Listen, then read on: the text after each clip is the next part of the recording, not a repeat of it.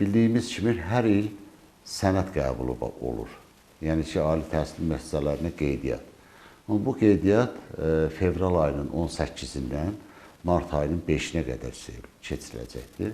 Bu qeydiyyatdan sonra buraxılış imtahanları nəzərdə tutulur və buraxılış imtahanlarından sonra qəbul imtahanlarının ikinci mərhələsi deyilən blok imtahanları ki var, onlara qeydiyyat isə aprel-may aylarında nəzərdə tutulur. Dəqiq tarixi göstərilmir, amma aprel-may ayı. Yəni ki, buraxılış imtahanlarından sonra o qeydiyyat olacaqdır. Birinci, ikinci, üçüncü və dördüncü ixtisas qruplarına qeydiyyat olacaqdır. Ancaq bu birinci qeydiyyatda hətta beşinci ixtisas qrupunda qeyd edə bilərlər. İmtahanların vaxtına gəldikdə artıq bu qeyd elədiyim kimi Dövlət İmtahan Mərkəzinin saytında yerləşdirilibdir. 11-ci siniflər üçün mart ayının 9-da və 15-də nəzərdə tutulur.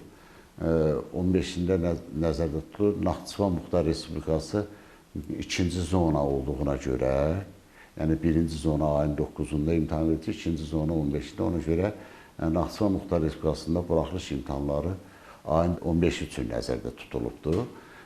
9-cu sinif imtahanları, buraxılış imtahanları isə 3 zona üzrə keçiriləcəkdir.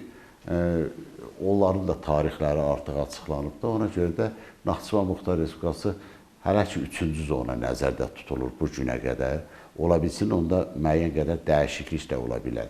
Ondan əgər elə hər hansı bir dəyişiklik olsa, Dövlət İmtahan Mərkəzi öz səhifəsində yerləşdiyi cədvəldə də düzəliş edəcəkdir. Buraxılış imtahanları aprel ayının 26-sı üçün nəzərdə tutulubdur. Artıq buraxılış imtahanları başa çatandan sonra blok imtahanları qeyd elədiyim kimi qeydiyyatdan keçəndən sonra may, iyun və iyul aylarında nəzərdə tutulubdur.